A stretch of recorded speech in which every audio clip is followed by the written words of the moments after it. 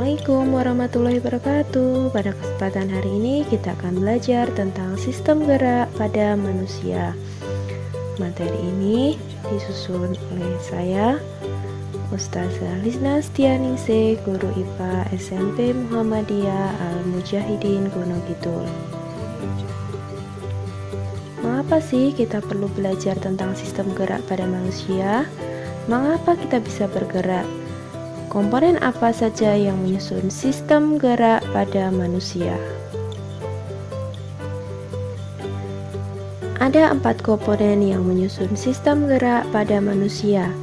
Yang pertama ada rangka, yang kedua tulang, yang ketiga sendi, yang keempat otot.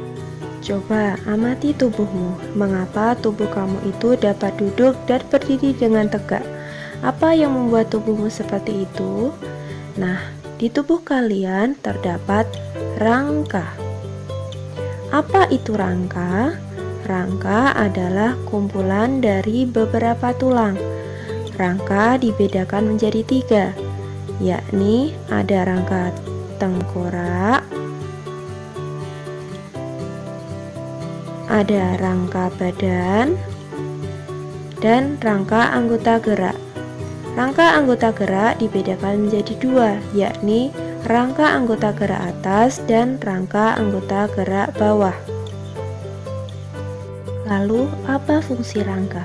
Rangka berfungsi untuk menyangga dan memberikan bentuk tubuh, melindungi organ-organ yang vital, tempat melekatnya otot, tempat pembentukan sel darah merah, dan tempat penyimpanan mineral atau kapur. Yang pertama ada rangka tengkorak. Rangka tengkorak terdiri atas beberapa tulang, misalnya tulang dahi, tulang baji, tulang air mata, tulang hidung, dan lain-lain. Nah, apa fungsi dari rangka tengkorak? Fungsi dari rangka tengkorak untuk melindungi otak. Nah, yang kedua ada rangka badan. Rangka badan berfungsi untuk melindungi organ-organ vital seperti jantung dan paru-paru.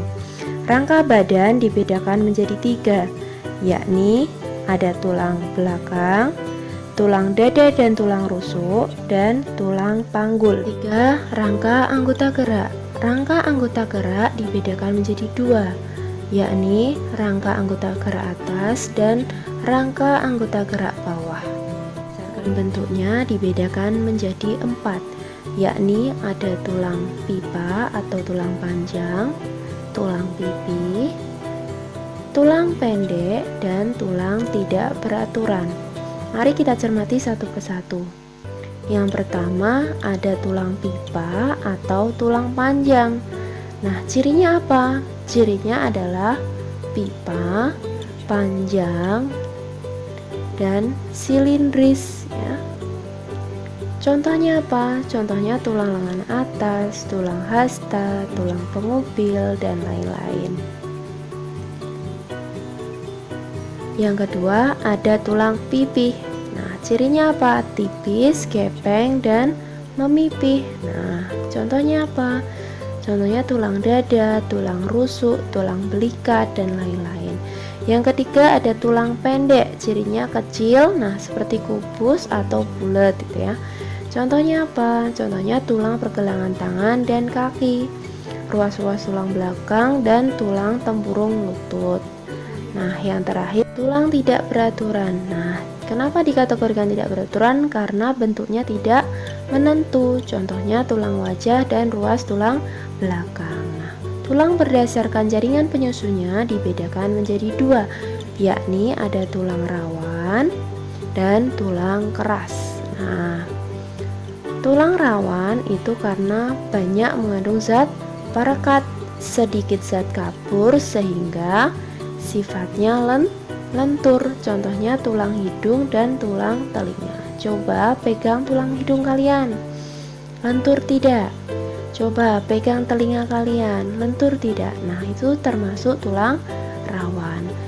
Kebanyakan tulang termasuk tulang keras. Nah, kenapa bisa keras? Karena banyak mengandung zat kapur, sedikit perekat, dan bersifat keras.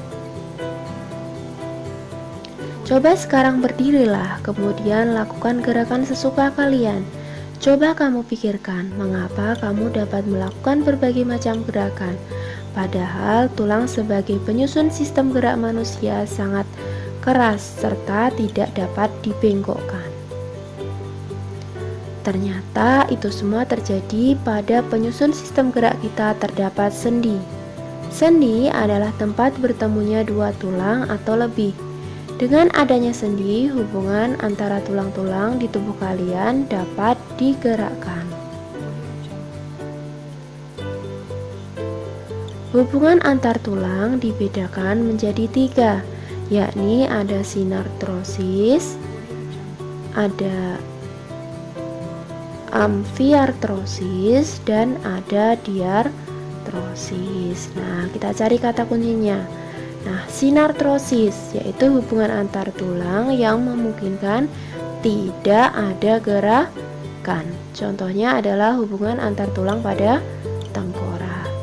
Yang kedua, amfiartrosis yaitu hubungan antar tulang yang sedikit gerakan. Contohnya ruas tulang belakang. Diartrosis yaitu hubungan antar tulang yang menyebabkan gerakannya bebas. Diartrosis ini banyak jenisnya. Nah, mari kita bahas. Nah, ada 5 macam sendi diartrosis. Yang pertama ada sendi peluru, sendi engsel, sendi putar, sendi pelana, dan sendi geser. Nah, mari kita cermati satu persatu.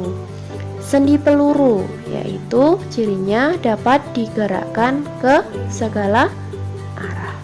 Contohnya adalah sendi antara tulang lengan atas dan tulang belikat. Yang kedua ada sendi engsel, yaitu dapat digerakkan satu arah. Contohnya adalah sendi-sendi yang ada di siku dan lutut. Nah, yang ketiga ada sendi putar. Nah, cirinya adalah dapat bergerak berputar, gitu ya, karena memiliki poros. Contohnya adalah persediaan antara tulang tengkorak dengan tulang leher. Yang keempat ada sendi pelana, yaitu cirinya dapat digerakkan dua arah. Contohnya adalah sendi pada pangkal jari. Kemudian yang terakhir ada sendi geser, yaitu bergeraknya menggeser di atas tulang lain sehingga memungkinkan tulang bergerak ke depan dan ke belakang. Contohnya adalah sendi pada tulang-tulang pergelangan tangan. Coba sekarang kamu pikirkan, apakah tulang-tulang penyusun rangka tubuh manusia dapat digerakkan tanpa adanya bagian lainnya? Tanpa otot, tulang, dan sendi yang terdapat di tubuhmu tidak memiliki kekuatan untuk bergerak. Otot adalah penggerak bagian-bagian tubuh sehingga otot disebut sebagai alat gerak aktif. Ada 3 macam jaringan otot. Yang pertama ada otot polos, otot lurik atau otot rangka, dan otot jantung. Nah, mari kita cermati satu persatu. Ada otot polos. Apa ciri dari otot polos? Yaitu bergelendong dan ujungnya melancip. Nah, memiliki sebuah nukleus yang ada di tengah, bekerja secara tidak sadar atau involunter, bereaksinya lambat, tanpa lelah, letaknya berada di dinding organ dalam.